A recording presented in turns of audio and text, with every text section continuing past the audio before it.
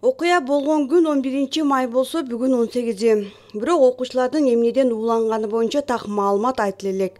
Алар ооруканага түшкөн 1-мүнөттөрдөн баштап медициналык жардамдар көрсөтүлүп келет. Мектептин ашканасынын айланасында жайгашкан азык-түлүк дүкөндөрдөн тамак аш жана ичүүчү суулардын колдонбогондугу аныкталган. Мектептен санитардык гигиеналык жана санитардык бактериологиялык лабораторияларында тийиштүү анализдер алынып, 4 үлгү ичүүчү суу, 3 үлгү тамак аштан 42 үлгү ашканадан чыккан чыгымдуу суулар, ошондой эле мектептин иштөөсү 2 күнгө токтолуп, жуу тазалоо иштери золаңсыроо каражаттар менен жүргүзүлгөн. Медициналык жардамга алгандан кийин бардык окуучулардын абалы турукташып жакшы. Балдардын жалпы абалы туруктуу деп айтылганы менен, абал дале кооптуу. Анткени бир учурда уулангандар жакшы болуп, кайрадан өздөрү жаман сезген учурлар кайталанууда. Алгач эле ошол диагноз коюлганда эле белгисиз заттан ууланды деген диагноз коюлган балдарга. Ошол боюнча тактоо иштери жүргүзүлсүн деген тапшырмаларды берип, тыкыр көзөмөлгө алуу тапшырмасын койгон. Бардык ошол ички иштер бөлүмү кызматкерлери тарабынан да иликтөө иштери жүргүзүлгөн. Мектептеги ар бир окуучудан, мектептеги ар бир кызматкерден, ошо охранада турган ошол кароолдон баштап баарынан көзөмөлдөп сурамжылоо иштери жүргүзүлгөн.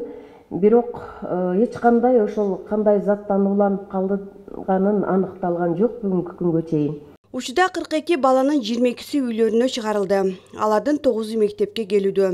Бирок бүгүнкү күнгө алынган маалыматта алардын экөө өздөрүн жаман сезе баштаганы белгиленген. Калган 20 окуучу кечээ түнү Ош облустук балдар ооруканасына жеткирилди.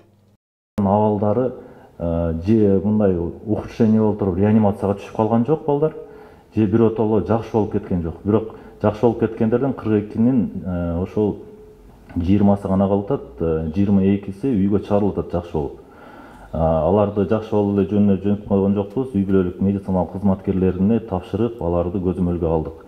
Ал эми калганынын абалы кайрадан эле ушул симптоматикабыз кайталанып жатканынан кечээ күнү биз министрлик менен кеңешип, Ош шаарынын балдар ооруканасына которуу чечилди. Ушул өңүттөгү кооптуулукту алдын алуу чарасы катары билим берүү мекемелерине көзөмөлдөөчү видеокамераларды коюу тапшырмасы берилген. Облуста 468 мектеп болсо, алардын 377сине видеокамера орнотулган. Окуя катталган мектепте да видео көзөмөлдөөчү камера болгон. Бул мектепте деле видео көзөмөл бар болгону, анын баягы эске сактоочу аппараты бузулуп калган. Адыр көпчүлүктүн суроосу эле балдар эмнеден ууланды деген маселеге келип такалууда. Аны дароо билүү мүмкүндүгү жок. Этиологиясы бул эмнеден ууланган пока эч ким билбейт. Себеби кан, көрсөткүчтөр, саара бардыгы бул пределах норма турат. Токсикологдордон сурап турат. Патогенез деген бул уулангандан кийин организмде кандай формада ошол оору жүрөт, кантип өрчүйт. Анын кайсы оору менен диагностика жасаш керек, айырмалаш керек. Ошого жараша дарылоо иши жүрүш керек да. Мунун кайсы заттан ууланганын пока билмейинче дарылоо иши кичине оорураак болушу мүмкүн. Окуяга катыш болгон балдардан бардык анализдер алынган, таза чыккан. Адистердин кеңеши менен учурда токсинге алынган анализдердин жыйынтыгын күтүп жатышат. Ал эртең белгилүү болот. Эгерде андан кандай заттан ууланганы такталса, анда балдарды дарылоо жеңилдемек. Бул боюнча тездетүү, алдын алуу чаралары боюнча тапшырмалар берилди. 42ден ашык балдар ошо больницада жатты. Келипси жакшы болуп келип, тынбай көзөмөлдө болуп атат, бирок ошого карабастан сиздер ушул нерсени мына министрлик менен байланышып, мына азыр Оштогу балдар бөлүмүнө алып бардык атат. Кичине кечирип калды, өзүңүз сөзүңүздү айтып атасыз да. Мындай нерсени ыкчам түрдө аракет кылып, тез ошо аракет иштерди жасаш керек да, мындай нерсени. Муну көрүп атасыздар. Балдардын ата-энелери азыр кандай абалда болуп атат, эмне болуп атат? Мен болгон мүмкүнчүлүктөр мен сиз менен байланышып туруп эле айтып аттым, болгон күчүңүздү жумшаңыз деп.